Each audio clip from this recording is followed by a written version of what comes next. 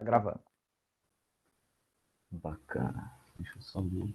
Bom, então agradecer ao Newton, né? Gostaria de agradecer ao Newton aí pelo convite e a presença de todos e todas.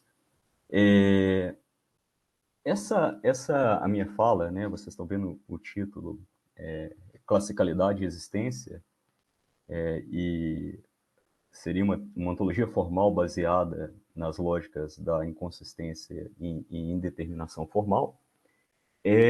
A proposta aqui não está, é um trabalho em andamento, na verdade é um trabalho que está em andamento já há algum tempo, né, desde a minha tese de doutorado, e portanto, eu peço que vocês não esperem aqui algo que esteja completo ou finalizado, né, o que eu vou apresentar aqui são uma proposta de tentar representar determinadas teses em ontologia,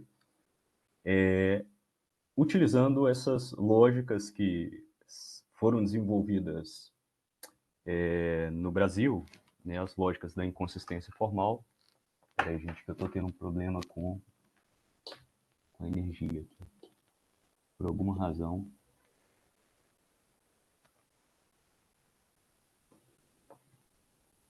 Por alguma razão, meu computador não está carregando.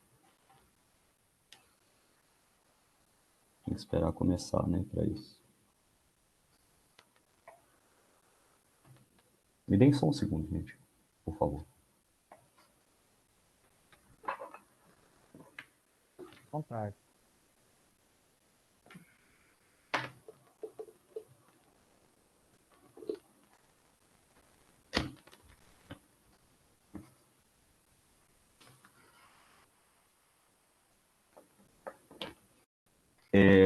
Então, eu vim dizendo, né, que isso é um trabalho em andamento, né, e o que eu quero fazer aqui é mostrar uma tentativa de formular um arcabouço formal, um framework lógico, que seja capaz de expressar determinadas teses em ontologia, e, portanto, é uma ontologia formal rudimentar, se é que eu posso dizer assim.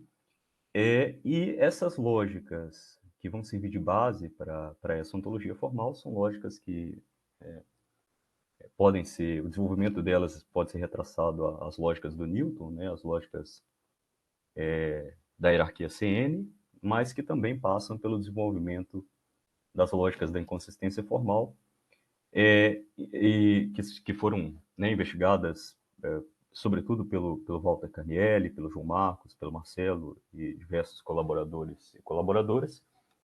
E essas lógicas da inconsistência e indeterminação formal são, portanto, uma generalização, quer dizer, um passo ulterior nesse processo que remonta às lógicas paraconsistentes investigadas, propostas investigadas pelo Newton. Tá?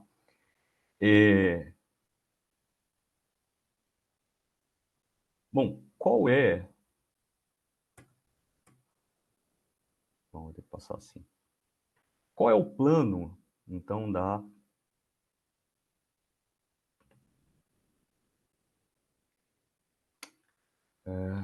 Tá.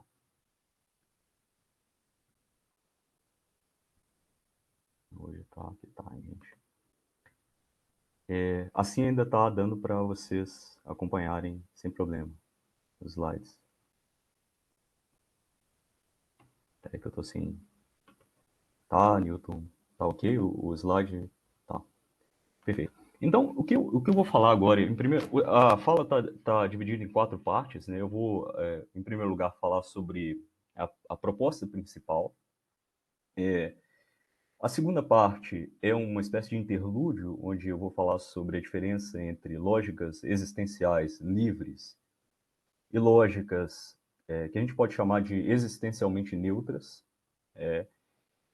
A terceira parte, que talvez seja a parte principal, é onde eu apresento efetivamente esses arcabouços formais, onde se pode expressar, onde se podem expressar essas teses ontológicas. Então, eu vou falar em particular sobre o sistema, que é uma lógica paraconsistente e paracompleta, conhecida como BS4, e vou falar sobre a versão livre dessa lógica e como essas lógicas podem ser suplementadas com determinados princípios para expressar as teses ontológicas que eu tenho em mente aqui, que já vou mencionar.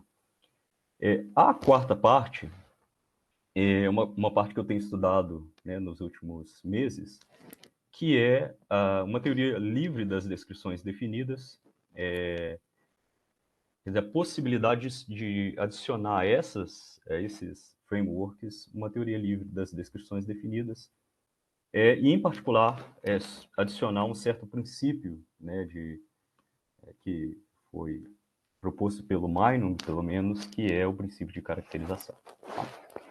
Mas isso só se a gente tiver tempo, caso contrário, eu falo por alto o que eu tenho em mente aqui. Tá? Bom, a parte 1, a proposta principal.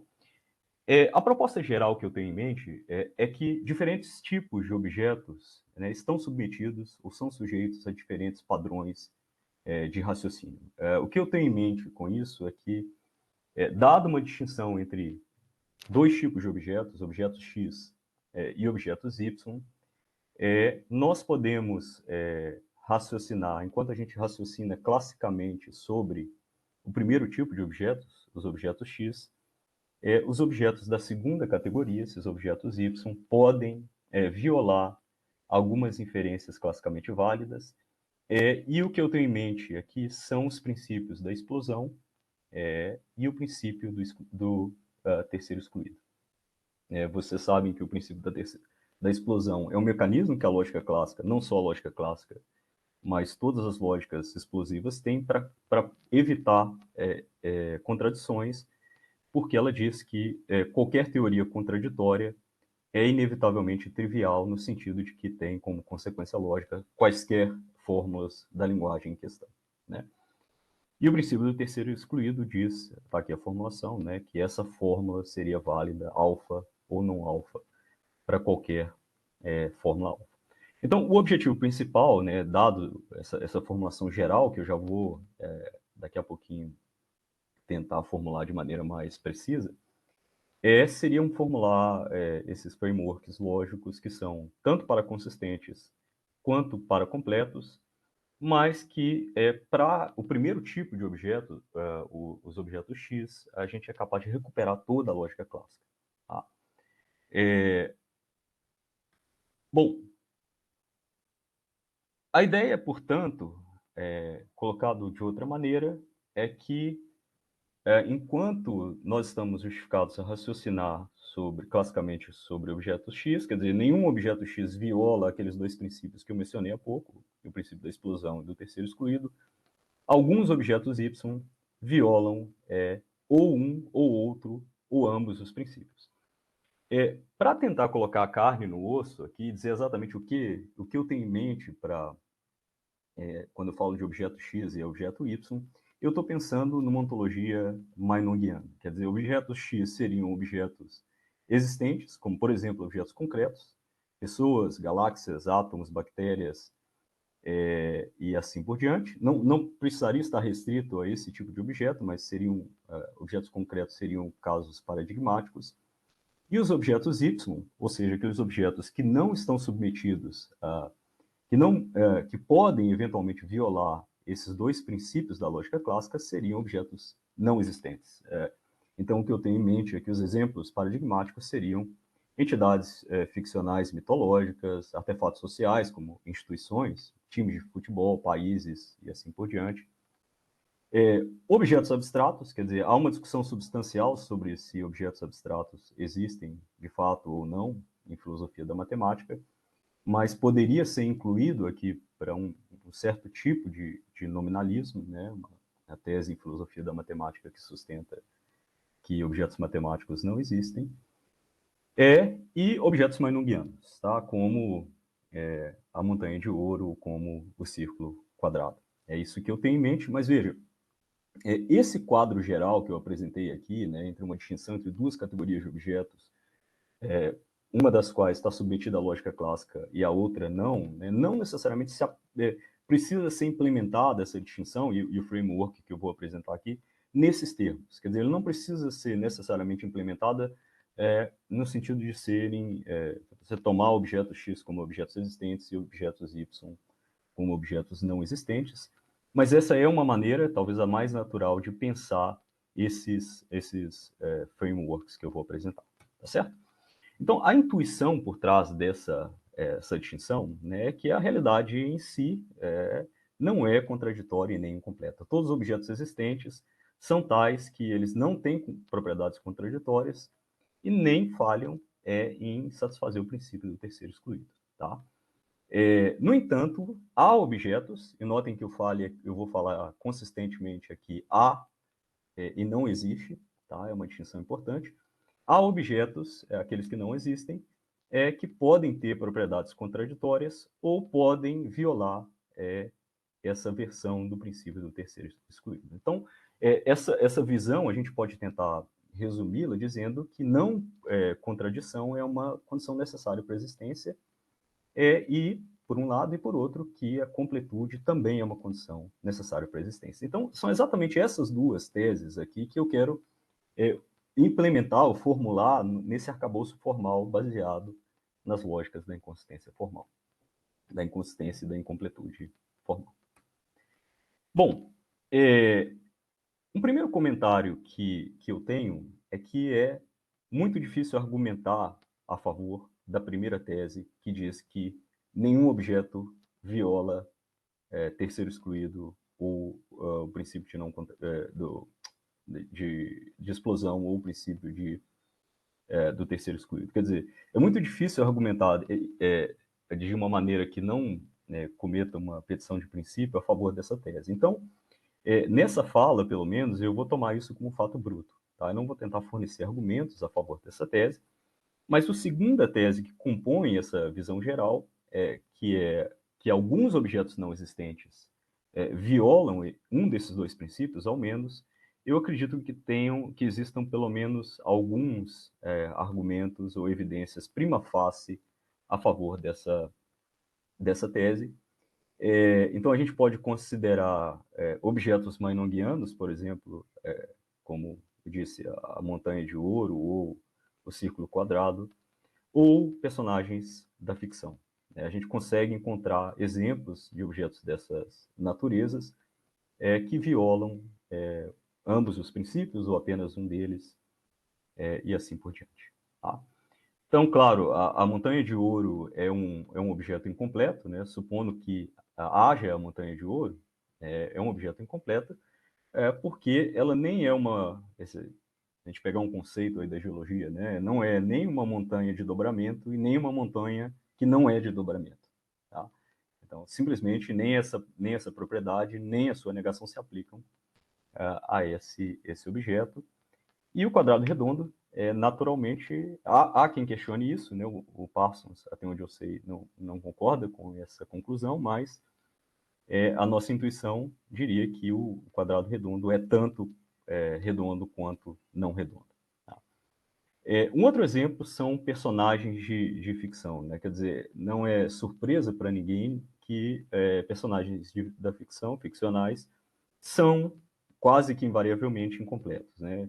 A gente pensar no Sherlock Holmes, ninguém consegue, não há como determinar, isso não é uma limitação epistêmica, quantos cachimbos Sherlock Holmes teve durante a sua vida. Então, simplesmente, a gente tem que... a sentença Sherlock Holmes teve 5 cachimbos durante a sua vida, não é nem verdadeira nem falsa. E, embora seja menos comum, existem personagens da ficção que são descritos de maneiras contraditórias. Um exemplo muito famoso é aquele exemplo do Watson, que em alguns livros é descrito como tendo sido ferido, tendo ferimento de guerra no braço, e em outros livros, em outras obras, como tendo um ferimento de guerra.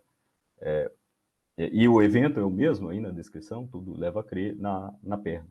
Tá? Tem um exemplo construído pelo Priest também, de um objeto ficcional, de uma caixa que está vazia e não está vazia, né? A caixa de Sylvian. E tem um exemplo que eu gosto bastante, que é o exemplo da Terra da Gelateia, que foi fornecido pelo Everett, né? Num contexto de discussão sobre filosofia da ficção, em que ele constrói a seguinte história, né? Ele diz o seguinte: olha, quando a Jane chegou na Terra da Galateia, ela encontrou Jules e Jim, né? E isso a confundiu porque, na verdade, Jules e Jim eram e não eram a mesma pessoa.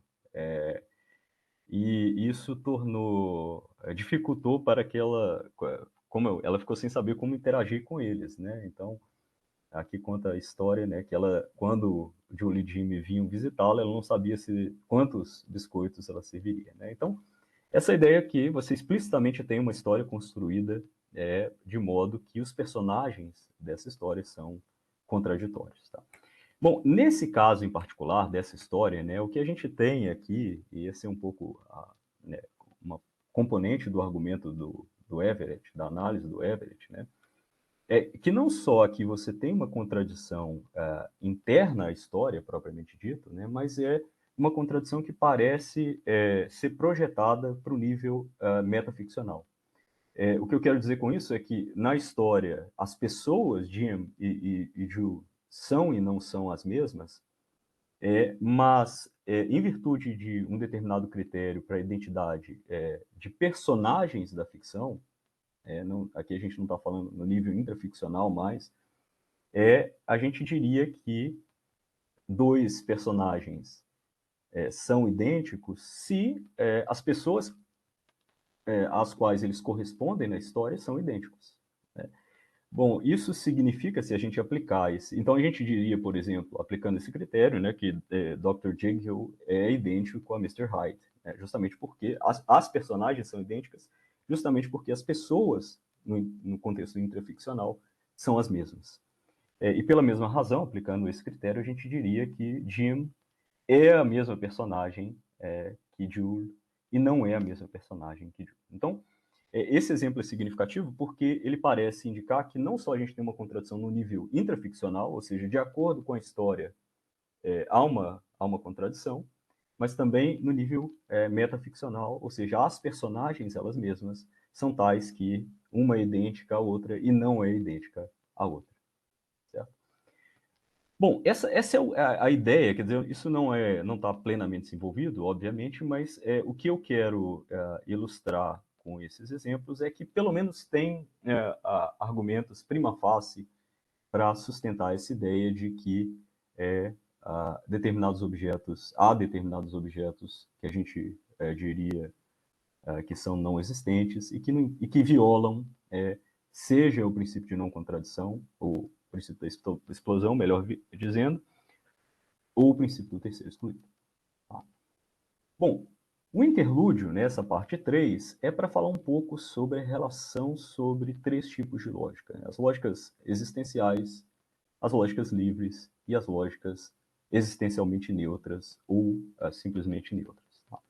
Bom, o que é uma lógica existencial? Veja, antes de falar disso, é importante notar aqui que o que eu tenho em mente por lógica, não é lógica no sentido estrito de um sistema formal suplementado por uma semântica, por um sistema dedutivo, mas o que eu tenho em mente é isso tudo mais uma interpretação filosófico-conceitual dos símbolos lógicos que constituem uma lógica. Tá? Isso é importante para a gente conseguir caracterizar e distinguir uma lógica neutra de uma lógica existencial.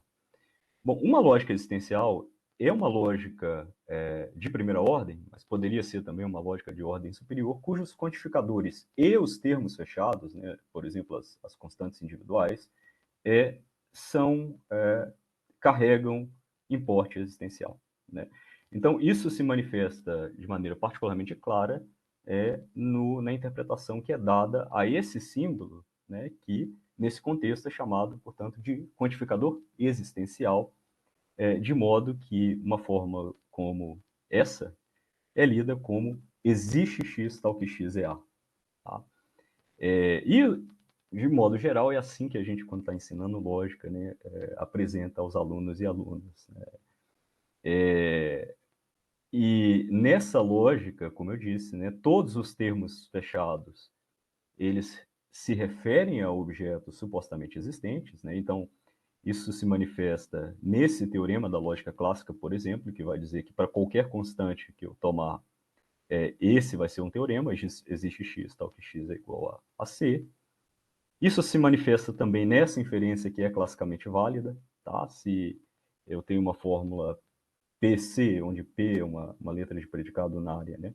Eu posso inferir existe x, px, e se eu tenho para todo x, px, eu posso inferir PC, né? Justamente por quê?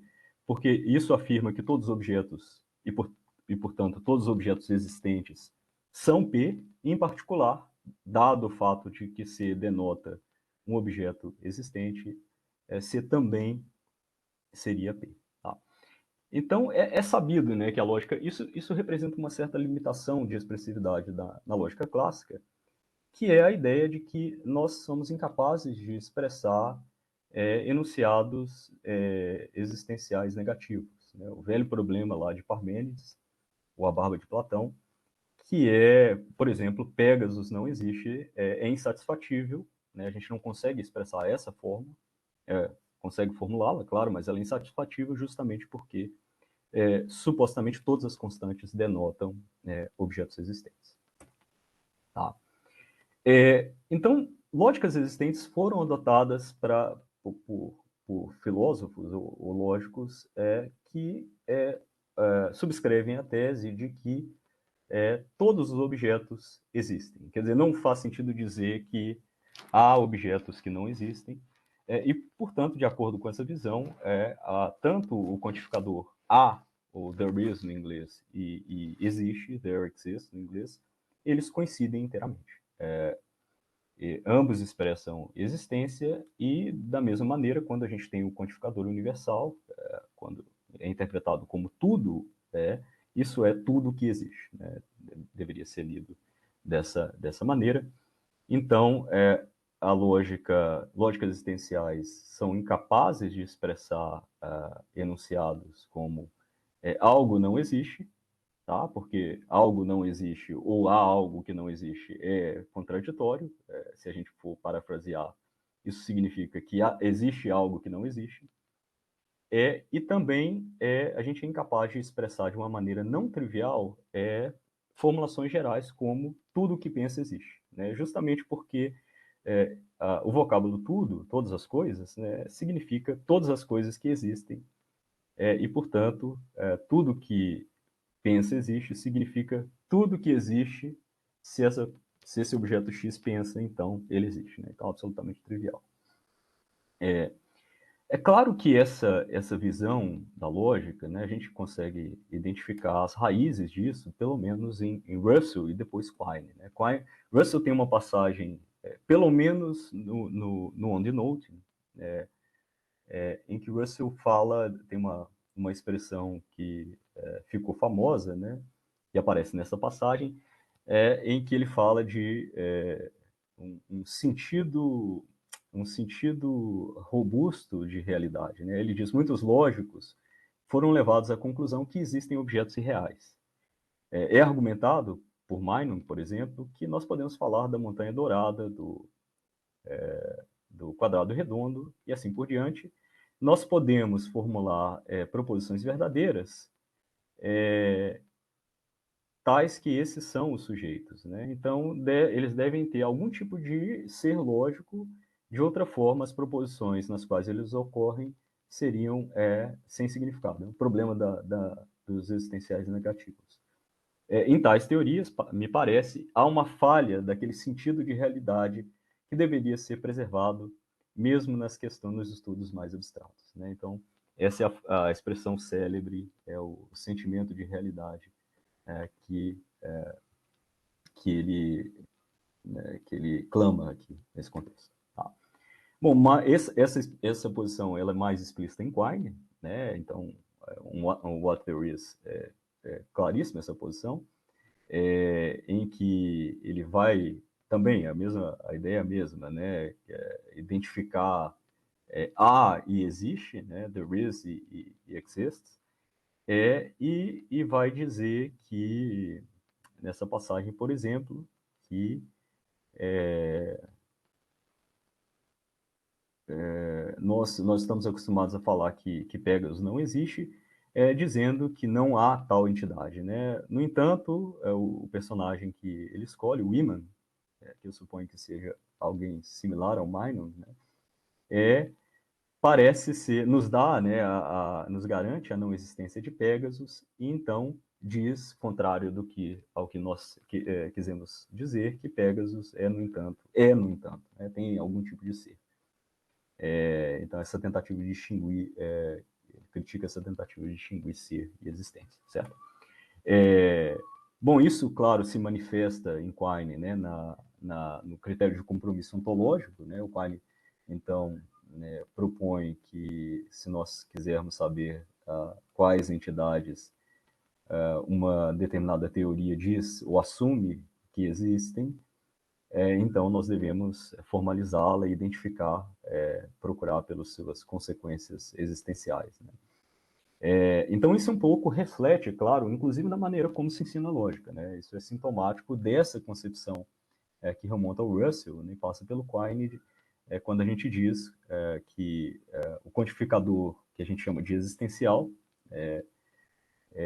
formaliza existência, no sentido de que eu formalizaria duas sentenças como existem pessoas ou há pessoas, exatamente da mesma maneira, usando o quantificador existencial.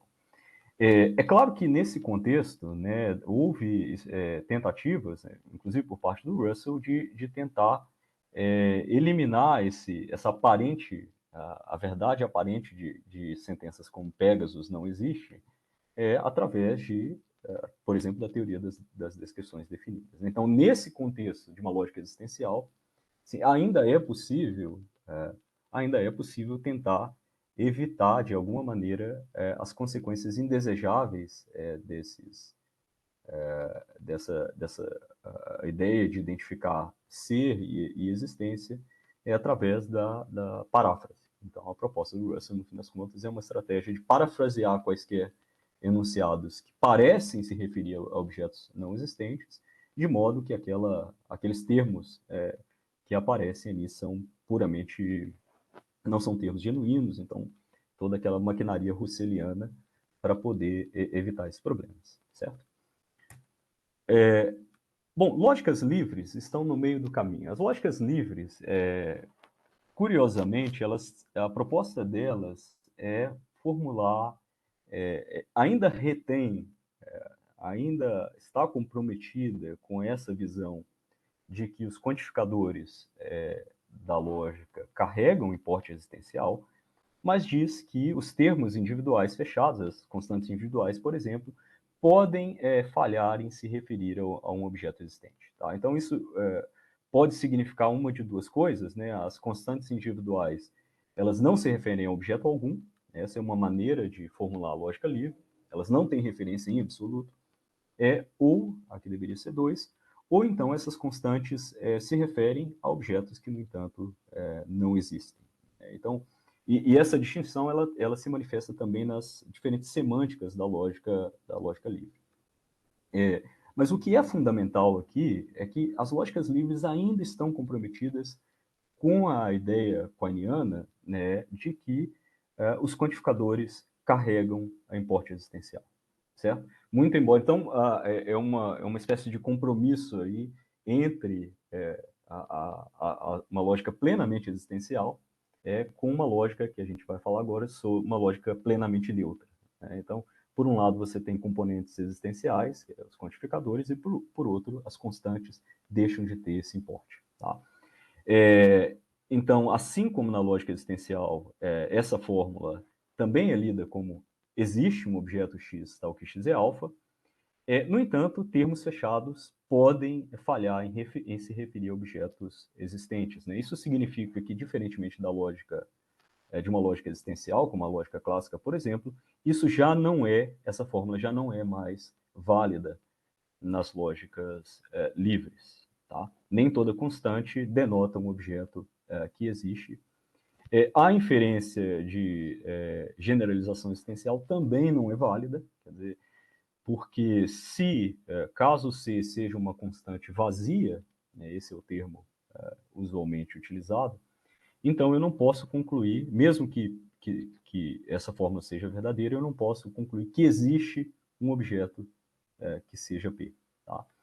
E pela mesma razão, essa inferência também se torna inválida nas lógicas livres. Tá? Então, lógicas livres são lógicas não clássicas, mas elas são lógicas não clássicas no nível de primeira ordem. Elas preservam, a maior parte delas, ao menos, preserva a base, elas estão baseadas numa lógica proposicional clássica. Né? O que muda são as inferências clássicas que são rejeitadas na lógica livre, são inferências envolvendo quantificadores. Tá? Bom, então, diferentemente das lógicas existenciais, é possível expressar tais enunciados como Pegasus não existe, isso seria feito dessa maneira, não existe x tal que x é igual a c, ou também utilizando-se um predicado de existência, que algumas formulações das lógicas livres empregam, que seria não existe c, utilizando esse predicado. Tá? Bom, numa lógica livre, não é possível, embora a gente possa expressar que indivíduos em particular não existam, como Pegasus não existe, ou Sherlock Holmes não existe, não é possível expressar um enunciado geral como algo não existe. Tá? Justamente porque o quantificador... Desculpa, Henrique, só para saber a dinâmica aqui. Você prefere as perguntas no final ou vai fazendo ao longo da apresentação? Tá, se forem perguntas assim de esclarecimento, podem ser feitas agora, não tem Tá, porque eu problema. acho que tem uma do Bruno que é de esclarecimento. Não sei, ele está falando dos modelos, não sei se de lógica livre ou de modelos de vocês, se seriam separados em duas classes os domínios. Tá, perfeito. Eu não O sei se ele está Bruno, falando da lógica livre ou da lógica de vocês. tá, tá. O Ele está Bruno, falando que pode ser no final também. Aí, tá. enfim, não Eu sei vou, na verdade, eu vou chegar lá, Bruno. Daqui a pouquinho eu vou falar sobre a semântica e aí eu abordo esse ponto, tá? É, então, da mesma forma que acontece nas lógicas existenciais, se eu tentar expressar que algo não existe, eu vou fazê-lo de maneira contraditória, né? Eu vou expressar algo como existe algo que não existe. Tá? E aquele mesmo problema de expressar enunciados gerais como tudo que pensa existe, ele também está presente nas lógicas livres, tá? Porque os quantificadores têm importe existencial.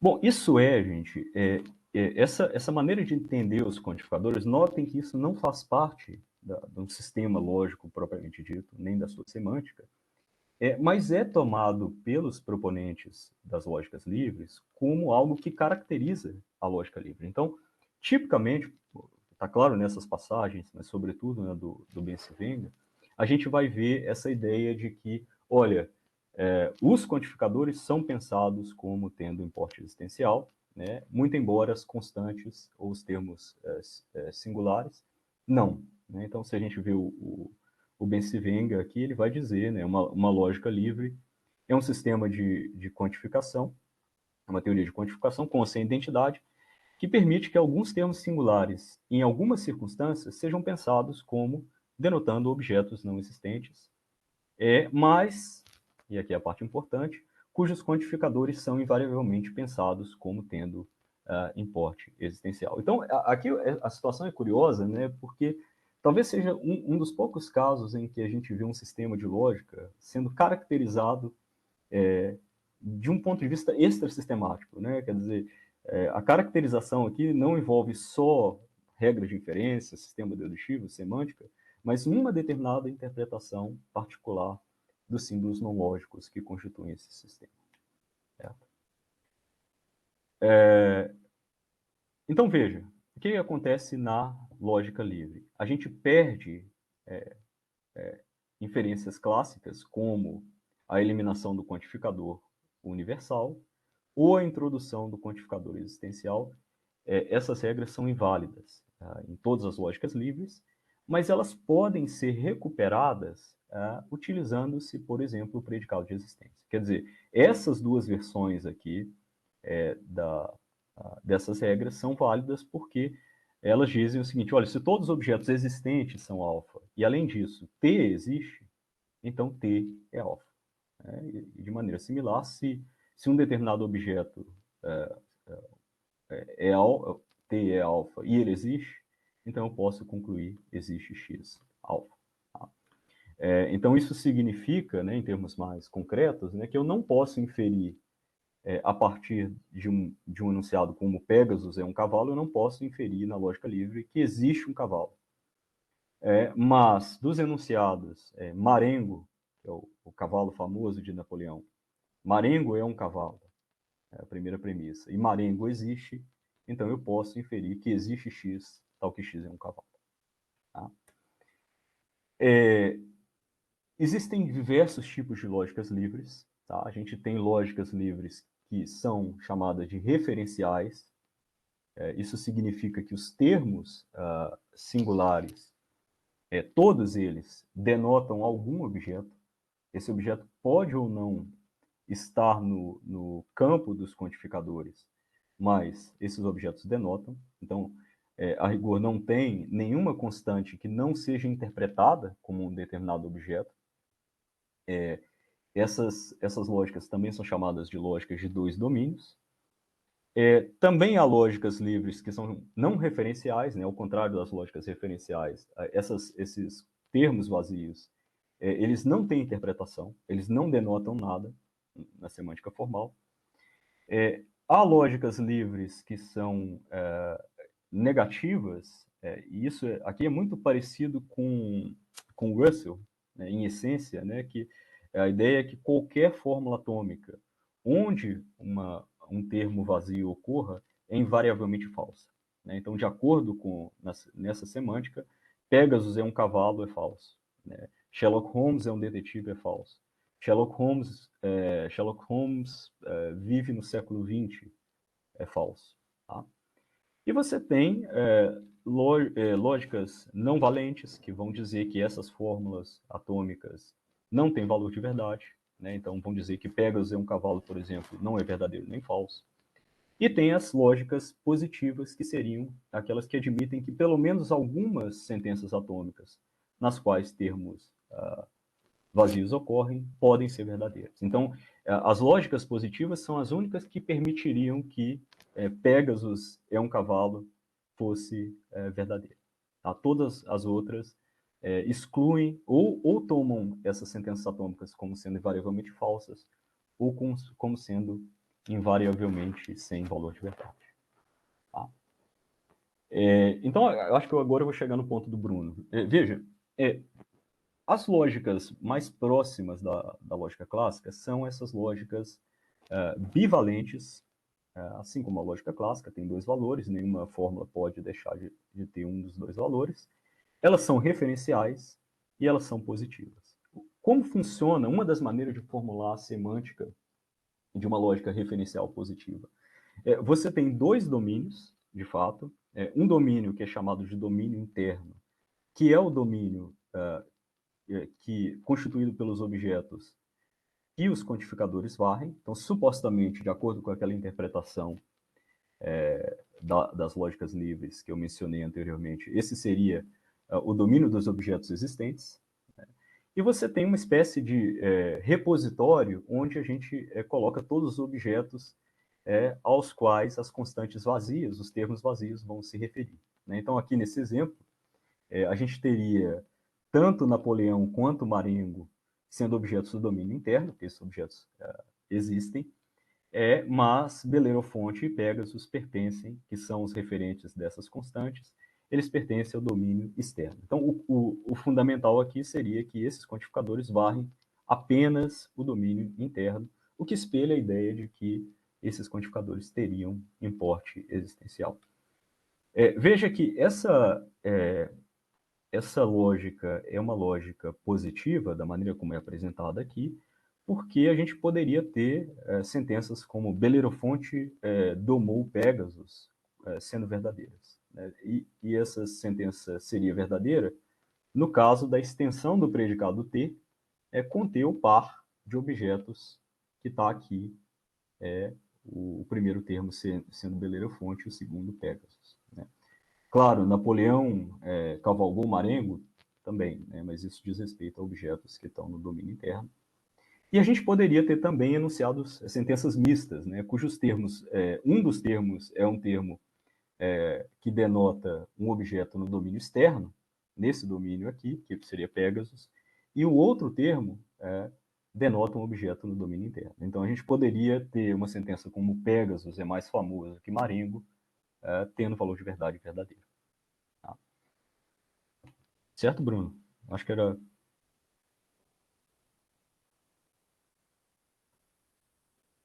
Acho que era isso, né?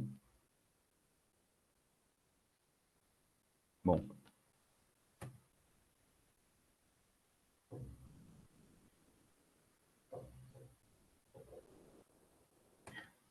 e as lógicas neutras, ou as lógicas existencialmente neutras, seriam aquelas lógicas que não têm qualquer tipo de importe existencial, ou seja, nem os quantificadores e nem as constantes individuais carregam importe existencial. Então, nesse contexto, né, esse quantificador não deveria ser lido como existe, mas como há, ou algum, certo? Então, uma fórmula como essa deve ser lida como há um x tal que alfa, independentemente desse x existir ou não. Tá? Isso significa também que o quantificador particular de uma lógica neutra não coincide com o predicado de existência. Supondo que essa lógica seja suplementada com o predicado de existência, essa fórmula aqui, para todo x é x, que é um teorema das lógicas livres, não seria válida. Tá? E assim como nas lógicas livres, a gente poderia ter termos individuais que falham em se referir a um objeto existente. Tá?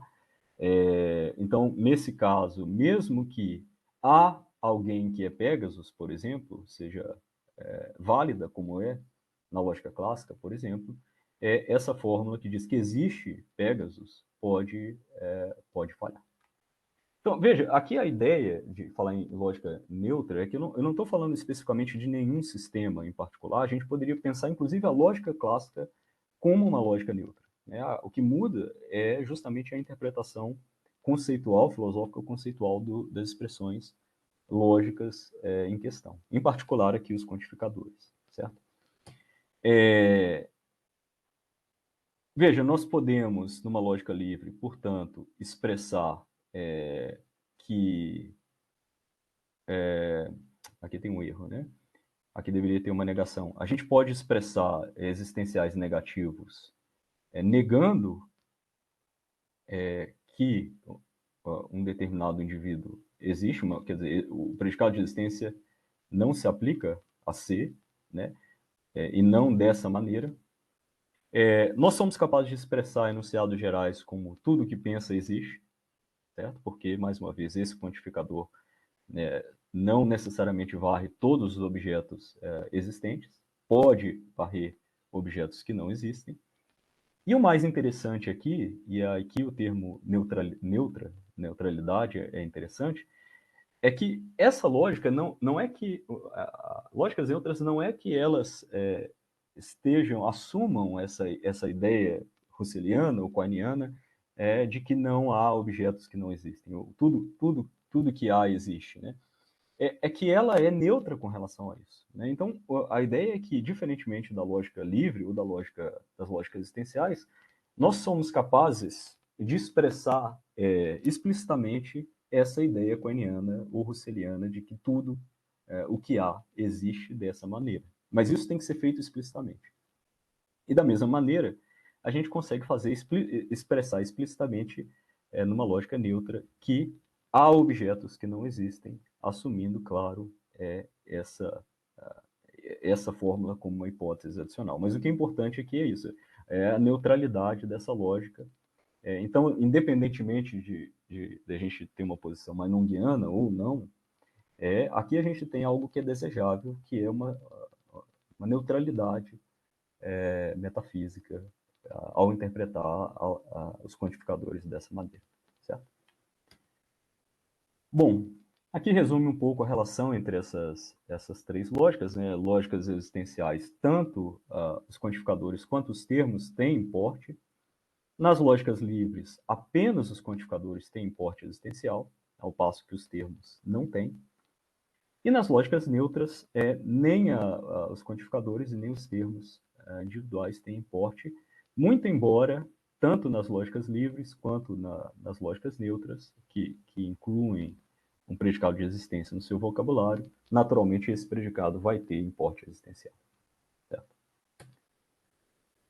Bom, agora eu vou falar propriamente desses frameworks lógicos ou formais, que, na verdade, vão ser dois. Né? O que eu vou fazer a partir dessa lógica da inconsistência e indeterminação formal, que eu mencionei no início, que é conhecido como BS4, eu vou formular um arcabouço, um framework baseado numa interpretação neutra dessa lógica, e um segundo arcabouço baseado numa formulação livre dessa lógica, que é chamada de FBS4. Tá? Então, o resultado, os frameworks resultantes são essencialmente os mesmos, né, com algumas diferenças sutis, mas que podem fazer a diferença em termos de expressividade. Tá? Uma é mais expressiva que outra, por outro lado, a outra é mais simples tecnicamente do que a primeira. Tá? E lembrando que o nosso objetivo aqui é expressar essa ideia de que não contradição é uma condição necessária para a existência, por um lado, e por outro lado, que a completude é uma condição necessária para a existência. Certo? Bom, o que são essas lógicas da inconsistência em determinação formal? Grosso modo, são lógicas que são tanto para consistentes quanto para completas, o que significa que elas invalidam tanto, veja, tanto o princípio da explosão quanto o princípio do terceiro excluído. Esses princípios são inválidos nessas lógicas, mas elas têm um mecanismo de recuperar essas inferências, posto que a fórmula em questão, alfa nesse caso, seja prefixada por um conectivo unário que é chamado de operador de classicalidade. Então, a ideia aqui, no caso da explosão, é que, muito embora, né, a gente não tenha explosão na sua forma mais geral, né, a gente é capaz de ter explosão contanto que a fórmula em questão seja uma fórmula prefixada por esse operador. E da mesma maneira com o princípio do terceiro excluído. Né? E por essa razão, essas versões restritas desses princípios, elas são sinalizadas com esse operador aqui. Vou fazer um parêntese, é curioso, né, que vocês viram a restrição na lógica livre daquelas inferências de generalização universal, instanciação universal e generalização existencial, muito embora aquelas inferências sejam inválidas nas lógicas livres, a gente tem um mecanismo de recuperação dessas inferências utilizando o predicado de existência. Né? Então, notem que aqui há um paralelo entre o que ocorre na lógica livre com o predicado de existência e o que ocorre nessas lógicas com esse operador unário, que é o operador de classicalidade. Tá? No nível proposicional ou sentencial. Bom, eu vou falar, claro, tem várias lógicas da inconsistência em determinação formal, mas eu vou falar em particular de uma lógica 4-valorada que foi proposta, salvo engano, em 2013 pelo o Omori e o Aragai, investigada também em outros artigos, que é essa lógica BS4. E claro, BS4 porque é uma lógica que tem 4 valores, que são os mesmos valores da lógica do Belknap-Dunn, o FDE, que seriam então T para verdadeiro, F para falso, B para both, né, tanto verdadeiro quanto falso, e N para neither, então nem verdadeiro e nem falso, onde os dois valores designados são T e B. Então, dado uma semântica 4-valorada, a gente teria o seguinte comportamento desse operador de classicalidade, né? Ele vai retornar o valor verdadeiro, o valor t, somente quando a fórmula a qual esse operador está sendo aplicado ou é verdadeira ou é falsa. Se ela é tanto verdadeira quanto falsa, o resultado é f, e se ela não é nem verdadeira e nem falsa, o resultado também é f.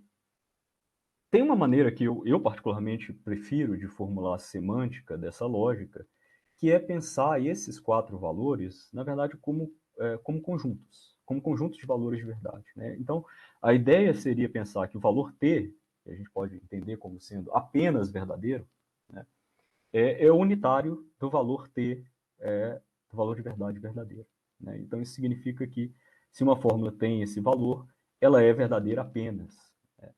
O valor B seria o conjunto que contém os valores T e F, ou seja, ela tem o valor de verdade, tanto o valor de verdade T, quanto o valor de verdade F. O valor N seria aquela fórmula, uma fórmula com valor N, seria uma fórmula cuja o valor semântico é o conjunto vazio, não tem nenhum valor de verdade. E o valor F seria unitário do valor F, não está em negrito aqui. Tá? Oi, Henrique, só uma dúvida.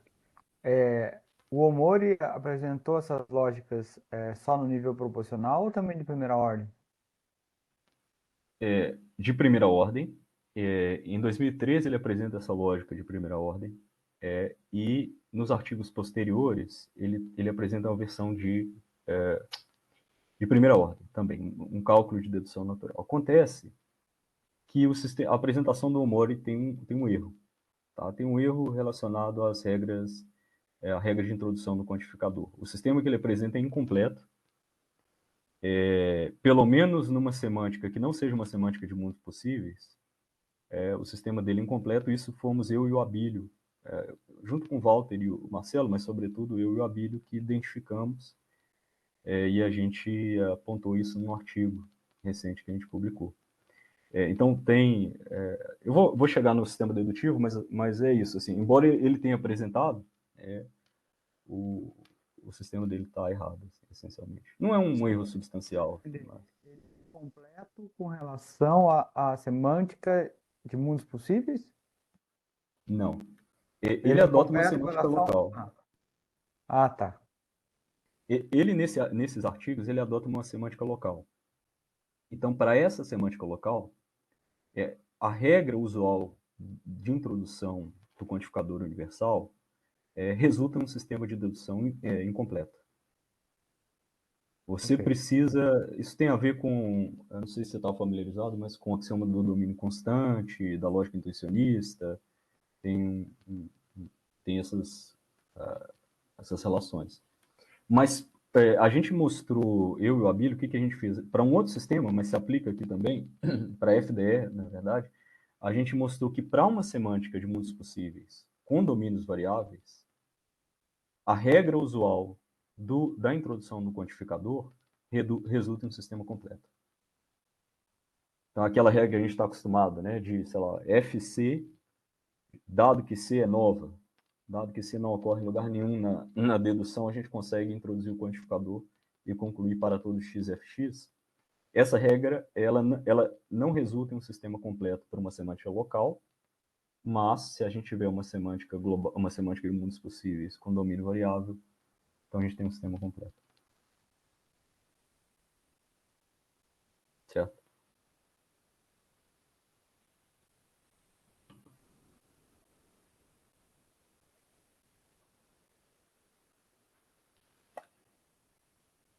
E como que funciona, Newton? Fica à vontade para me avisar aí quando o tempo já estiver correndo. Eu não sei quanto tempo exatamente eu tenho. Não, é o seguinte, normalmente o nosso encontro ao todo a gente usa umas 2 horas, então aí você calcula o tempo que você tem à disposição, o tempo de debate, porque aí Tá, normalmente o nosso encontro é de 2 horas, mas aí não tem um limite específico para apresentação. tá. Tá, daqui a pouco eu já estou encaminhando para o final também, eu acho que não vai tomar muito mais tempo. Mas como é que a semântica dessa lógica funciona? Né? É uma semântica usual, como a gente está acostumado, da lógica de primeira ordem, mas a única diferença é que os símbolos de predicado, eles não são interpretados como subconjuntos do domínio, mas eles são interpretados como pares de subconjuntos do domínio.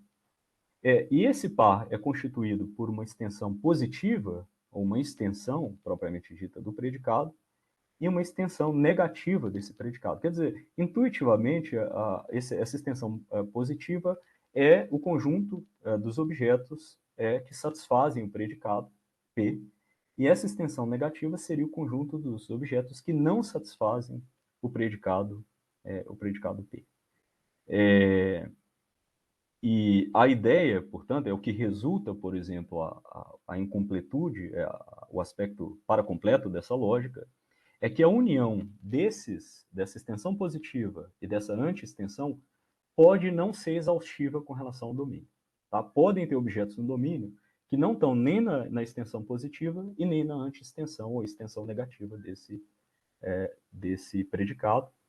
E o que resulta para a consistência dessa lógica é justamente o fato de que eu posso ter interseção entre essas duas coisas não vazia. Eu posso ter um objeto no domínio que tanto está na extensão do predicado, a extensão positiva do predicado, quanto na sua extensão negativa. Certo? Bom, essa é a ideia fundamental, né? Quer dizer, as cláusulas semânticas para cada um dos conectivos e para os quantificadores não tem nenhum segredo. A única diferença seria, mais uma vez, que fórmulas são interpretadas como conjuntos de valores de verdade, né? Então, uma fórmula, o valor de verdade de uma fórmula no modelo M, podem ignorar isso, mas seria uma atribuição de valores de verdade às variáveis. Ela pode ter o conjunto de valores vazio, ou unitário de verdadeiro, ou unitário de falso, ou tanto verdadeiro quanto falso. E a ideia é que as cláusulas semânticas, elas dizem quais são as condições para um dos valores de verdade, T e F, pertencerem ao conjunto de valores de verdade da fórmula dada. Então, por exemplo, o valor T pertence ao valor semântico, ao conjunto de valores dessa fórmula atômica, se somente se a interpretação do termo T pertence à extensão positiva do predicado P. E o valor F pertence à extensão, pertence ao conjunto de valores da fórmula atômica P, se somente se a interpretação de T no modelo desse termo T pertence à extensão negativa do predicado. Então, veja, como essas extensões aqui, elas podem ter uma interseção não vazia, eu posso ter um termo que tanto pertence à extensão positiva, quanto pertence à extensão negativa. Nesse caso, o que a gente teria? A gente teria que tanto o valor de verdade T pertence ao conjunto de valores dessa fórmula, quanto o valor de verdade F pertence ao conjunto de valores dessa fórmula. Então, nesse caso, essa fórmula seria verdadeira e falsa. Tá? E por razões similares, também como a extensão positiva e negativa de um predicado não precisam exaurir o domínio, a gente pode ter a interpretação desse termo não pertence nem à extensão positiva de P e nem à extensão negativa. Então, nesse caso, essa fórmula atômica, ela nem vai ter T como elemento e nem F como elemento. Ela vai ser, o conjunto de valores de verdade dela vai ser o conjunto vazio. Tá? Então, a ideia seria essa, né? Claro, para os outros conectivos a gente tem comportamentos, tem cláusulas similares, e o fundamental aqui seria que para o operador de classicalidade, o valor de verdade T só vai pertencer a uma fórmula prefixada, a uma fórmula cujo operador principal é o operador círculo, se a fórmula alfa, os valores da fórmula alfa forem ou unitário de F ou unitário de T. Tá? Em todos os outros casos, a fórmula vai receber o valor F. Tá? Então, fórmulas que são prefixadas por esse operador, elas só podem ter dois valores de verdade. Elas podem só ter o valor unitário de T ou unitário de F. Tá?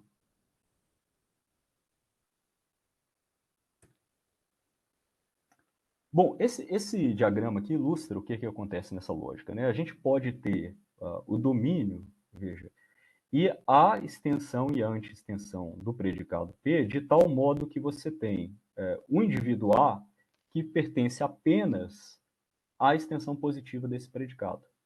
Se isso acontece, ele só está na extensão positiva do predicado P, a fórmula PA é verdadeira e só verdadeira.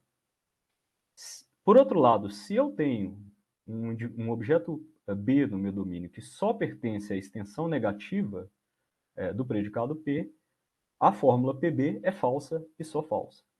Mas se eu tiver um objeto que está na interseção da extensão positiva e da extensão negativa, então essa fórmula vai ser verdadeira e falsa.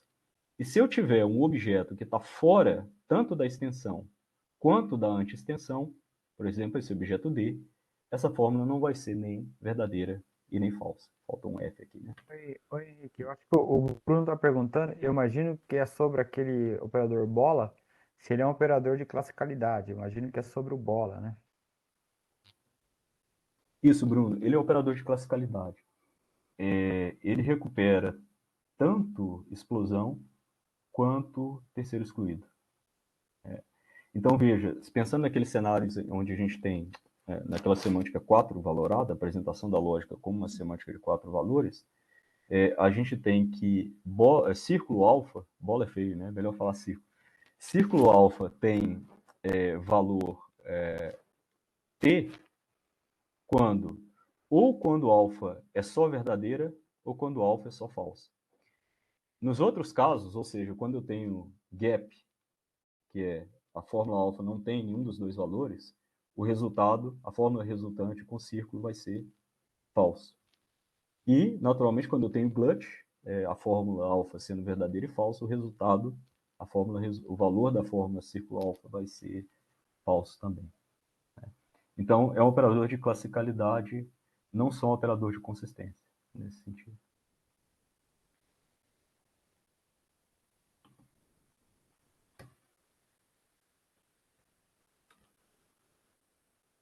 Essa lógica, claro, tem um sistema de dedução natural, regras usuais de introdução e eliminação dos conectivos, né? Então, para conjunção e para disjunção não tem nada de novo.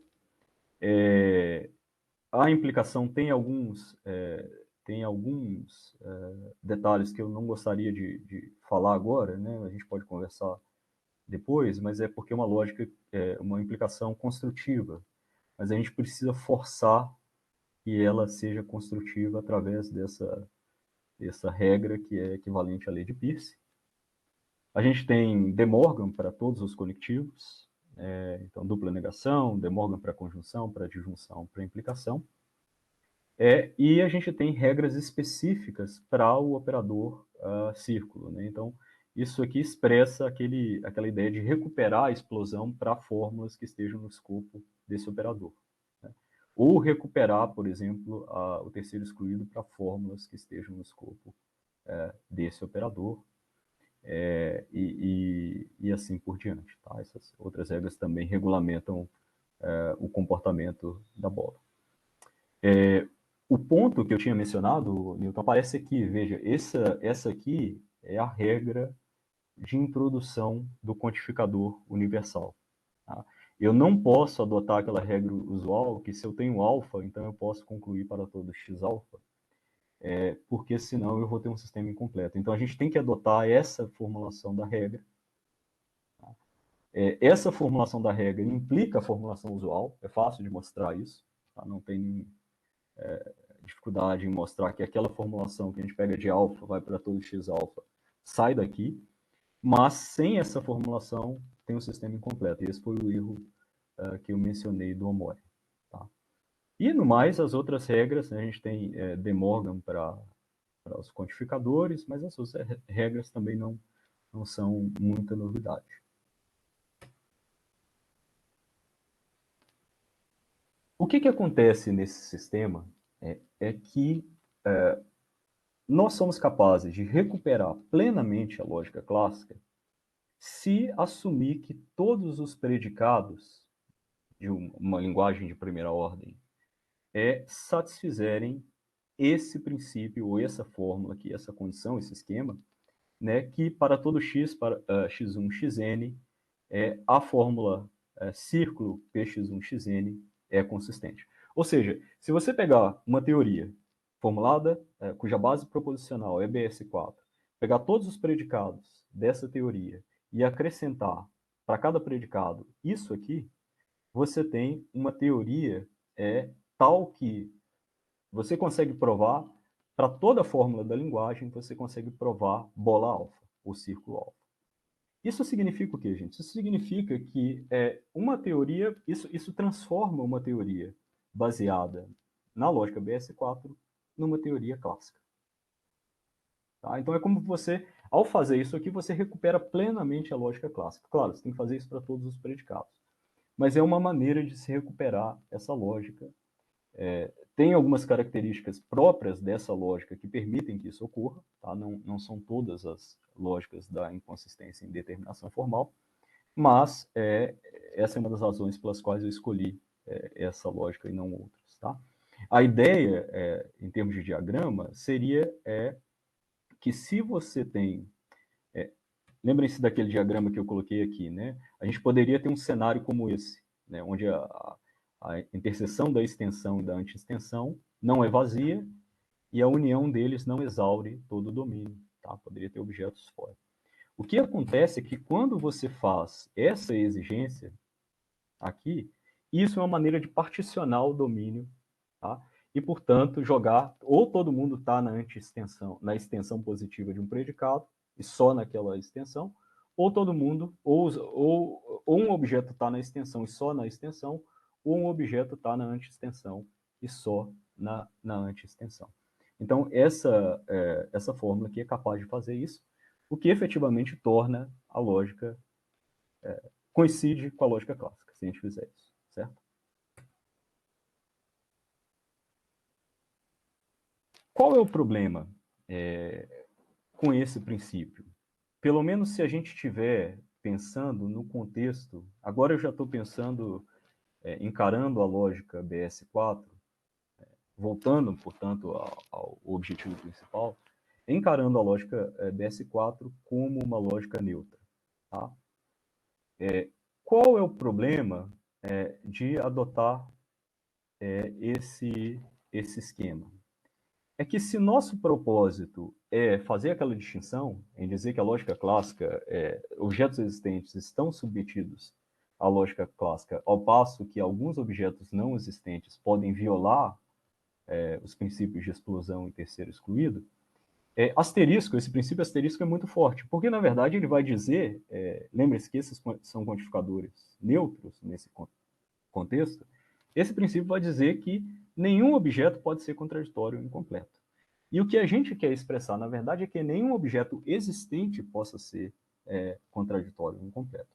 Então, para poder expressar, obter uma versão mais refinada desse princípio, dessa fórmula, a ideia seria que a gente deve relativizar os quantificadores que ocorrem, os quantificadores prenexos, a um predicado de existência. Então, aqui eu estou dizendo o seguinte, olha, a parte, se é que eu posso me expressar assim, no que diz respeito à parte da extensão desse predicado P, que é constituída apenas de objetos existentes, então a gente tem que você não pode ter esses objetos na extensão e na anti-extensão do predicado em questão. Tá? Então, isso efetivamente está dizendo, que, pelo menos no que diz respeito a fórmulas atômicas, que consistência é uma condição necessária para a existência. Certo?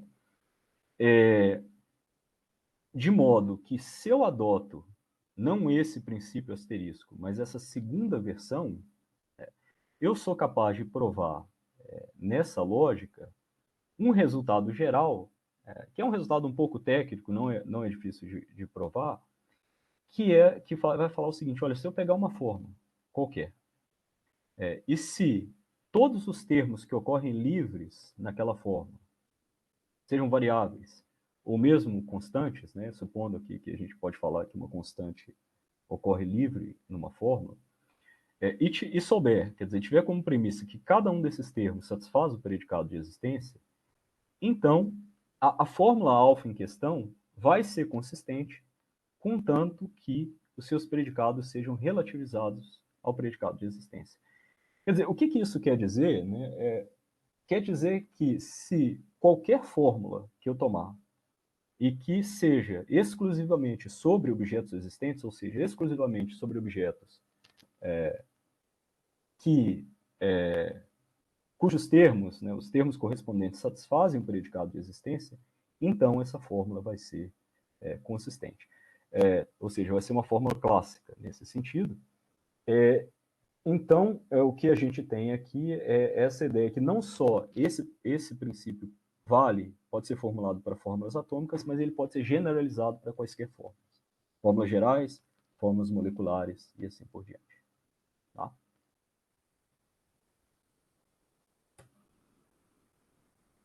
E claro, isso significa o quê? Isso significa, nesse contexto, que a gente tem, pelo menos para essas fórmulas que dizem respeito a objetos existentes, a gente tem a recuperação da lógica clássica. O fato de ter círculo alfa para essa fórmula significa que a gente também vai ter explosão e também vai ter terceiro excluído. Então, mais uma vez, isso, nesse contexto, significa que a gente tem recuperação da lógica clássica para fórmulas que tratam de objetos existentes. Fórmulas que não tratem de objetos existentes podem violar esses princípios da explosão e do terceiro excluído.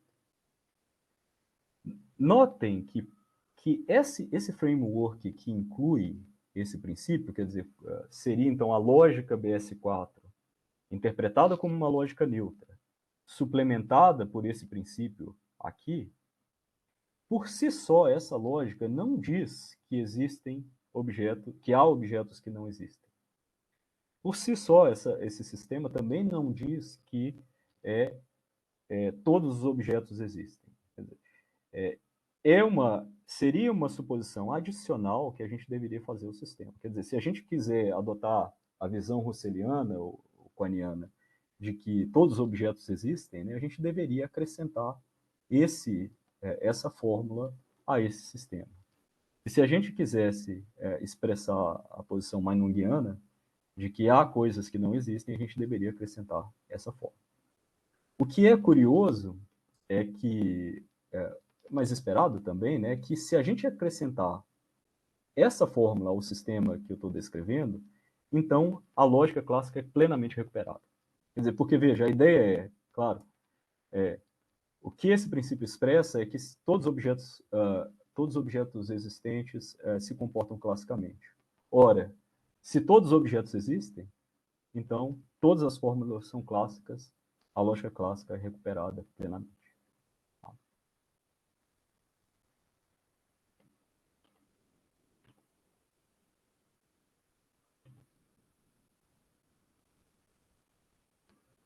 Bom, esse é o primeiro framework, que é um framework baseado numa interpretação dessa lógica BS4 como uma lógica neutra, mas a gente também pode expressar essas mesmas ideias na versão livre dessa lógica BS4. Tá? Então, nesse contexto, portanto, agora os quantificadores são interpretados como tendo importe existencial. Certo? Essa versão livre, que eu chamei de FBS4, né, a gente poderia formular de diversas maneiras, mas eu adotei aqui a maneira mais simples, talvez, que seria como uma lógica inclusiva, referencial e positiva. Tá? Esses detalhes não importam tanto, mas o que importa é que essa lógica vai ter a semântica de dois domínios que a gente viu agora há pouco. Né? Então, nessa lógica, um modelo não vai ser mais um par constituído de domínio e interpretação, mas ele vai ser constituído de um domínio interno, um domínio externo e uma interpretação, onde o domínio interno, DI, é o campo dos quantificadores. Tá? Ou seja, supostamente, dada a interpretação dos quantificadores como tendo importe existencial, esse domínio interno seria a classe dos objetos, o conjunto dos objetos existentes, ao passo que esse domínio externo seria o conjunto de todos os objetos. Quer dizer, esse domínio interno, portanto, é um subconjunto do domínio externo, mas o domínio externo pode ter outros objetos que não estão no campo dos quantificadores, que seriam, portanto, objetos não existentes. Tá? Então, nessa semântica, mais uma vez, a gente vai ter a interpretação dos predicados como um par. Tá? Então, a gente tem extensão positiva e extensão negativa.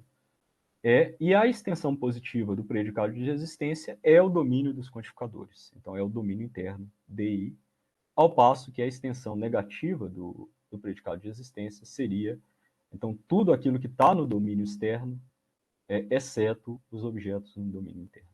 Aqui seria a diferença entre os dois. As cláusulas semânticas são como a gente viu no caso de BS4, mas a única diferença, e isso é comum em todas lógicas livres, é que quando a gente vai interpretar os quantificadores, eles varrem apenas, aqui eu não consigo marcar, mas eles varrem apenas o domínio interno. Então a gente vai dizer que uma fórmula universal, por exemplo, ela tem o valor 1, o valor t, se somente se todas as fórmulas, todas as instâncias da fórmula quantificada têm o valor t, mas instância aqui significa, se refere a todos os objetos do domínio interno. Tá? Então, a gente tem uma restrição aqui do campo dos quantificadores. O sistema de dedução natural também resulta de uma modificação natural do sistema de dedução natural para BS4 que eu apresentei. Tá? Isso em razão da lógica ser livre, né? Então vocês notem que aqui eu tenho aquelas versões restritas da regra de eliminação do quantificador universal. Aqui. E aqui eu tenho a versão restrita do introdução do quantificador existencial. E essas outras versões aqui das regras, das demais regras, elas resultam do fato dessa lógica ser inclusiva. Tá? Grosso modo, a lógica permite domínios vazios. Mas isso não importa tanto aqui nesse contexto. O que importa é que como a gente pode agora, no contexto de uma lógica livre, dessa lógica livre, recuperar, expressar aquelas mesmas ideias que eu coloquei no início, que são que consistência e completude são condições necessárias para a existência. Notem que nas lógicas livres, mais uma vez, os quantificadores varrem todos e apenas os objetos que existem. Isso significa, portanto, que eu não preciso, como havia sido feito no caso da lógica BS4, sua versão não livre, eu não preciso restringir os quantificadores a objetos existentes. Por quê? Os quantificadores já varrem apenas objetos existentes. Então, aquele princípio 2 asterisco que eu tinha colocado no contexto da lógica BS4 pode ser substituído por essa formulação aqui. Porque ao formular para todo x, para todo xn, px1xn é clássica, eu estou dizendo que isso diz respeito apenas a objetos existentes. Tá? E mais uma vez, com esse princípio, eu sou capaz de recuperar a lógica clássica. Então, adicionando esse princípio à versão livre de BS4, eu sou capaz de recuperar a lógica clássica para objetos existentes. Como é que funciona isso em termos dos diagramas que eu coloquei? É que essa fórmula aqui, para todo x, círculo px, ela particiona o domínio, mas ela particiona apenas o domínio interno. Tá? Então, a gente ainda continua podendo ter contradições acerca de objetos não existentes. Tá? Então, eu poderia ter essa fórmula aqui, PA e não PA, satisfeita por um modelo, o modelo satisfaz, ou eu poderia ter essa fórmula aqui, esse modelo não satisfaz PB ou não PB, porque B não está nem na extensão e nem na anti-extensão do predicado. O que importa é isso, olha, aqui eu tenho um contexto clássico, justamente porque essa fórmula tem a capacidade de particionar o domínio interno. E o mesmo resultado que a gente viu antes, agora de uma formulação muito mais simples, a gente vê aqui também, quer dizer, se todos os termos que ocorrem livres numa fórmula alfa, T1, Tm, satisfazem o predicado de existência, então automaticamente aquela fórmula é clássica. E veja que aqui eu não preciso mais restringir os quantificadores ao predicado de existência, justamente porque eles já estão restritos, né? De partida, a gente já pensa eles como quantificadores que varrem apenas objetos existentes. E isso significa também que eu sou capaz de recuperar, claro, explosão, eu sou capaz de recuperar terceiro excluído, e, portanto, eu sou capaz de recuperar toda a lógica clássica para objetos, no que diz respeito a fórmulas que dizem que são sobre objetos existentes.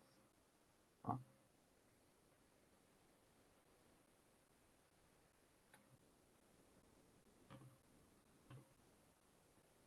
Aqui é um quadro comparativo, gente, de o que acontece em cada um desses sistemas, né? Vocês veem. Ô, Henrique, não, só para avisar que nós estamos com 15 minutos aí do tempo. Se você puder já ir concluindo para a gente ter um pouquinho de debate, se não for Tá. problema para você, pode ser? Não, não, de forma alguma. De forma alguma. Obrigado. Não, isso aqui resume o que está acontecendo nas duas lógicas, né? Essencialmente a mesma ideia, mas o que acontece é que, assim como acontece no caso das lógicas livres em geral, é que a gente tem uma certa, nessa versão livre, FBS4, a gente tem uma certa limitação de expressividade. Né? Assim como na lógica livre e nas lógicas existenciais, a gente não é capaz de expressar algo de maneira não trivial, algo como tudo que pensa existe, nessa lógica também a gente não é capaz de expressar um enunciado geral como esse. Tá? Justamente porque os quantificadores são restritos aos objetos que existem. Tá? Bom, só para concluir, né, eu vou falar aqui rapidamente das descrições definidas, que, claro, quando a gente pensa em lógica livre, né, a gente tem em mente as descrições definidas, porque as lógicas livres foram usadas para formular teorias livres das descrições definidas, e a razão é clara, né? Quando a gente tem uma descrição vazia, como o presidente, o atual rei do Brasil, a gente vai ter um termo, a lógica livre permite isso, um termo que não denota. Então, diferentemente do que acontece no tratamento russeliano, você não precisa fazer paráfrase de todos os enunciados, todas as sentenças nas quais descrições definidas ocorrem. Tá? Acontece que, não vou falar em detalhes sobre isso, mas acontece que tem um princípio interessante na teoria livre das descrições definidas, que é o chamado princípio da caracterização. Tá? A ideia seria que qualquer fórmula alfa que eu pegar, eu posso, qualquer descrição que eu gerar mediante uma fórmula alfa qualquer, essa descrição, o objeto denotado por essa descrição, satisfaz o predicado ser alfa, né? Então, a fórmula alfa. Então, por exemplo, se eu penso na descrição, o cavalo voador. Né? O cavalo voador, de acordo com esse princípio de caracterização, é um cavalo e também é voador, ou pode voar. O grande problema é que esse princípio de caracterização gera paradoxos. Tá? Ele gera paradoxos não só em formulações clássicas da lógica livre, ou seja, formulações cuja base proposicional é clássica, mas mesmo nessa lógica BS4, FBS4 que a gente está considerando, se a gente adicionar esse princípio de caracterização a essa lógica, a gente também vai ter paradoxos. Tá? Então, aqui, os paradoxos. Então, uma das propostas, dos objetivos que eu tenho trabalhado agora é tentar apresentar restrições bem motivadas conceitualmente a esse princípio aqui, no sentido de preservá-lo, evitando trivialidade. Tá? Porque, tal como formulado, esse princípio gera uma teoria, mesmo na lógica BS4 ou em outras lógicas paraconsistentes, esse princípio é capaz de gerar uma versão do paradoxo de Curry, então ele é bem destrutivo. Tá? Mas é desejável e é intuitivo que a gente tenha algo desse tipo que regulamente o comportamento de descrições definidas. Tá? Bom, gente, acho que é isso. Eu posso finalizar aqui. Aqui são conclusões gerais, né, mas que um pouco retomam aquilo que foi falado durante a apresentação. Tá? Sobretudo essa ideia de que a gente tem a capacidade de recuperar a lógica clássica para objetos existentes, mas que, no entanto, esses sistemas apresentados, eles mesmos, por si só, não se comprometem nem com a tese de que todos os objetos existem, nem com a tese de que há objetos que não existem. Então, nesse sentido, é um arcabouço para expressar essas. Precisaria ser suplementado com outros princípios de natureza ontológica para a gente ter, por exemplo, uma ontologia manonguiana ou algo do gênero. Tá? É isso. Eu agradeço a atenção. Espero não ter entediado vocês demais.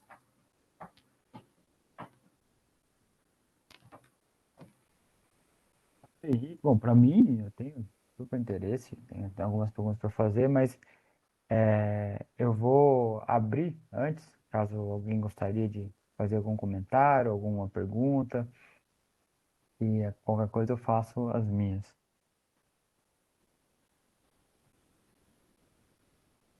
Não sei se alguém gostaria de comentar, senão eu começo. Bom, então eu vou começar. É o seguinte, eu acho bem interessante, mas o ponto que eu fiquei pensando é o seguinte. Eu não entendi muito bem se vocês estão ou não interessados em que a lógica de vocês se comprometa, do ponto de vista das descrições, né, com objetos não existentes. Por quê? Eu pergunto isso. Bom, por duas razões. O primeiro, que você, se você tem um quantificador que não tem um importe existencial, né, de algum, você poderia definir um outro que tenha, certo? A partir desse. E aí você poderia dizer que as descrições definidas é, da linguagem natural são interpretadas por meio desse quantificador restrito, certo? A princípio você poderia fazer isso. Então, primeiro que eu acho que tem a questão de que as descrições definidas na linguagem natural podem ser interpretadas de dois modos, se eu não estou equivocado no sistema de vocês, certo? E por que que então o modo, digamos, mais Maynungiano seria melhor ou pior do que o modo mais Russelliano?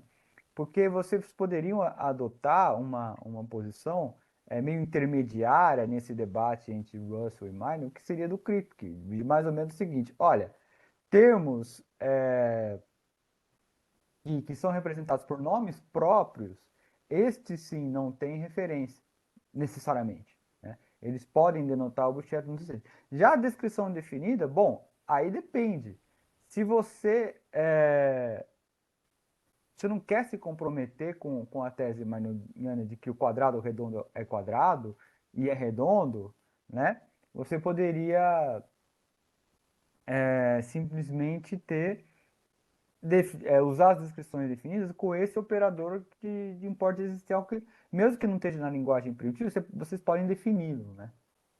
Uhum. Não sei se ficou claro o meu ponto. Não, sim, olha só, primeira coisa, eu acho que você tem razão, é claro que daria, por exemplo, nessa lógica neutra, plenamente possível definir os quantificadores com importe existencial, só fazendo a restrição do quantificador sem importe existencial usando o predicado de existência. Agora, veja, no caso da teoria, das teorias livres das descrições definidas, né, existem teorias muito bem desenvolvidas que restringem o comportamento, quer dizer, que tem princípios que governam as descrições definidas quando essas descrições definidas são próprias, ou seja, denotam objetos. Isso é regulamentado por uma lei chamada Lei de Lambert. Só que, qual que é a dificuldade? Todas as teorias livres das descrições definidas concordam acerca da lei de Lambert, mas a lei de Lambert é silente em relação ao comportamento de descrições definidas impróprias, seja porque a fórmula em questão é satisfeita por mais de um objeto ou porque não é satisfeita por objeto algum. E toda assim, uma parte da agenda, que eu nem sei se há ainda atualmente pesquisa ativa sobre descrições definidas, teorias livres das descrições definidas, né? Mas até onde eu sei, o Van Fraassen, o próprio Lambert, tentavam suplementar essa teoria, né, que tinha esse princípio, com outros princípios que fossem capazes de governar o comportamento de descrições definidas impróprias. Então, por exemplo, o tipo de coisa que a gente gostaria de ter, mesmo que a descrição definida seja imprópria, eles vão dizer, a gente gostaria de ter autoidentidade. Então, quer dizer, o atual rei do Brasil é o atual rei do Brasil, isso deveria ser válido, mesmo que essa descrição seja imprópria. E note que a teoria russeliana, né, isso não é verdadeiro. E quando você pega a teoria russeliana, que é uma teoria clássica, com descrições definidas contextualmente, e você formula ela como uma teoria livre, né, isso o Lambert faz, por exemplo, é curioso que a autoidentidade deixa de ser válida.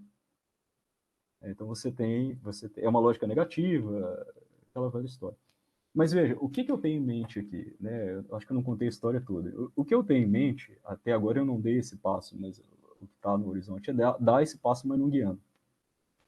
De formular uma ontologia formal que admita objetos, explicitamente objetos não existentes, e para isso o princípio de caracterização é fundamental. Porque o princípio de caracterização não só é algo que está próprio da teoria das descrições definidas, mas ele diz respeito a algo mais geral em ontologia, que seria algo como, olha, eu posso falar de um objeto não existente como o círculo redondo. E esse objeto tem propriedades. O círculo quadrado. Ele é circular e ele é quadrado. Mas como é que eu sei que como é que eu sei que ele tem essas propriedades? Justamente o princípio de caracterização. Quer dizer, em termos informais, né, o princípio de caracterização vai dizer o seguinte, olha, um determinado objeto tem as propriedades que são usadas para caracterizá-lo.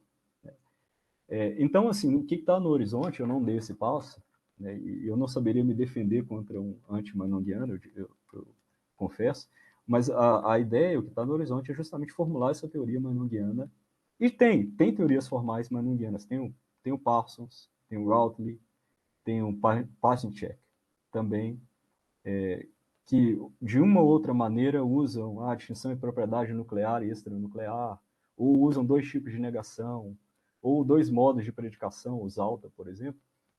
O que eu estou pensando é usar esse framework para apresentar mais uma proposta. É isso que está no horizonte. Eu não sei se eu respondi a pergunta, mas é um pouco isso. Assim, o quadro isso está feito, eu acho. Sobre objetos existentes, a teoria livre das descrições definidas dão conta muito bem, mediante a lei de Lambert. E talvez algumas coisas você consiga usar, porque duas negações vocês têm também, né? Vocês podem definir uma Exato, é negação isso. fraca a partir da forte, enfim. Acho Isso, que dá para fazer isso, deve dar, né? isso. Tem duas negações, uma alternativa. Tá? Então, uma outra alternativa seria proibir a ocorrência do operador de consistência dentro do princípio de classicalidade, dentro do princípio de caracterização, e tentar fundamentar isso através da distinção entre propriedade nuclear e extranuclear. Ou vocês podem definir um operador de não classicalidade, né? Sim, sim, sim. É E possível. aí dizer que vale, que as propriedades são não clássicas, né, desse princípio. Uhum. Exato, exato. Isso. Poderia ser feito também. Com a negação clássica dá para fazer. Uhum. Então, Uhum. essas são possibilidades que eu estou pensando, Newton. É, Legal. dois tipos de negação, ou então. Mas isso tem que ser, não adianta fazer isso formalmente, né? Tem que estar bem motivado conceitualmente. Sim, Essa sim, sim. é a questão. Esse é o desafio. É.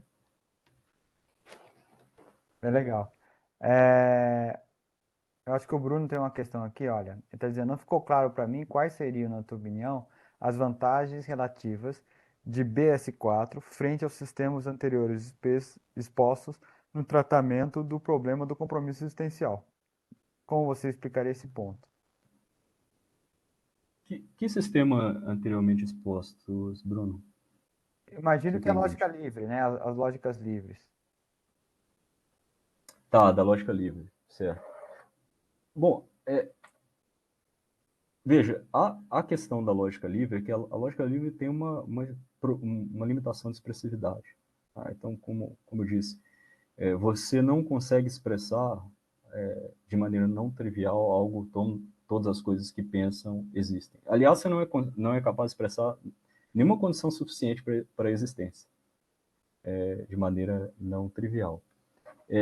Por exemplo, se você estiver pensando na aplicação da lógica livre para a ficção, né? Então, a gente está lá pensando uma lógica positiva, onde a gente é capaz de expressar, é verdadeiro que, digamos, Sherlock Holmes fuma cachimbo, mesmo que ele não exista. Tá? Ou então é verdadeiro que Watson tem um ferimento de guerra, mesmo que ele não exista. A questão é que a gente não consegue expressar enunciados gerais como há um personagem que fuma cachimbo, justamente porque você não tem quantificador. A lógica livre não tem quantificador sem importe existencial. Você poderia, aí é uma saída, né? Você poderia usar esquemas, tentar fazer essa formulação de maneira metalinguística, que seria, existe uma constante na linguagem tal que a fórmula FC é uma constante C, tal que a fórmula FC é verdadeira. Mas aí você está usando uma ascensão metalinguística para poder formular. Então, assim, as lógicas livres têm essa limitação de expressividade, e um outro problema é que, assim como as lógicas existenciais, é que elas, ao invés de tornarem explícito essa tese de identidade entre existência e existir e há, né, de haver, isso é uma coisa que é pressuposta na lógica. Né? Então, se a gente pensar que uma das coisas que a lógica almeja é neutralidade, então, se a gente puder apresentar um arcabouço em que isso não seja pressuposto, mas tenha que ser adotado explicitamente, eu acho desejável. Né? Então, por essa razão, eu acho que é muito melhor adotar uma lógica neutra. Seria isso. Inclusive, a lógica na nossa lógica, né? É meio esquisito falar nossa lógica, mas a lógica que eu e o Newton a gente trabalhou num artigo recente é uma lógica neutra, né? É uma lógica neutra. Os quantificadores eles não têm importe.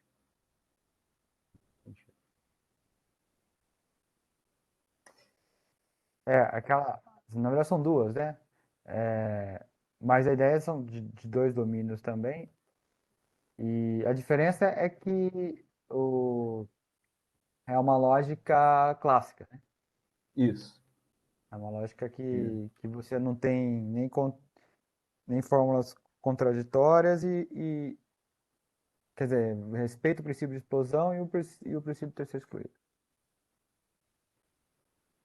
Quer para objetos existentes, quer para objetos ficcionais.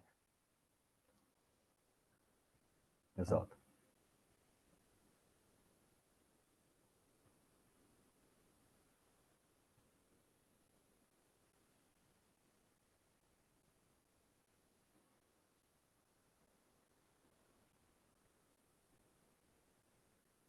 É, tô ficando por aí, depois, em outro momento, eu tive várias ideias aqui, mas depois eu converso com o Henrique. A, a Letícia só quer agradecer, dizendo que o assunto foi bem complexo, mas foi explicado detalhadamente, na medida do possível. É bem difícil, né, para a gente que estuda lógica tentar falar para um público mais amplo, né? A gente tem um problema de vocabulário que a gente tenta, às vezes, explicar e tal, mas às vezes tem essa dificuldade mesmo. Mas também agradeço, acho que foi bem didático, foi bem explicativo e autocontido. Fico feliz também dessa primeira participação externa. Nós temos também outros convidados aí, eu estava até vendo, né? Alguns de fora que devem participar. A Tamires também, eu acho que deve participar aí também. Vocês conhecem a Tamires, né? Que também passou pelo CLE. E eles estão pensando aí mais convidados para o segundo semestre. A gente vai intercalando entre a apresentação entre nós e os convidados, e você está super convidado, né, para participar das, dos encontros. Eu posso divulgar quando tiver, e aí, se tiver algum do seu interesse, está super convidado. Então, o próximo encontro, eu estou vendo aqui, Bruno, seria princípio dia 12 de maio com o Celso, né? Celso, se tiver ok essa data aí para você, aí você em seguida no dia 26 de maio. Então, em maio a gente teria esses dois encontros, dia 12 e dia 26, certo? Se vocês confirmarem, fica isso mesmo. Tudo bem? Diga, Henrique, você falar alguma coisa? Não, agradecer aqui a presença de todo mundo, o convite mais uma vez, tá? Foi uma honra e me mantenha, por favor, atualizado que sempre que der eu apareço. É muito legal ver, sempre Obrigado aí. tá, poder participar. Obrigado, muito bom, muito claro. Confirma para dia 12, então. Tá ótimo. Tá ótimo. Então, obrigado, Celso, pela confirmação. Obrigado aí, o Henrique, pela exposição, por estar aí disposto, por participar. E, sim, eu aviso você, sempre quando tiver, caso você tenha algum interesse, será sempre bem-vindo. Obrigadão, pessoal. Beleza, gente. Birossi, Manuela, Bom Letícia, feriado. Bruno. Bom feriado para você, é verdade, segunda-feira é feriado. Até Bom mais. saber. Até, tchau, tchau. Um Valeu, abraço. obrigada.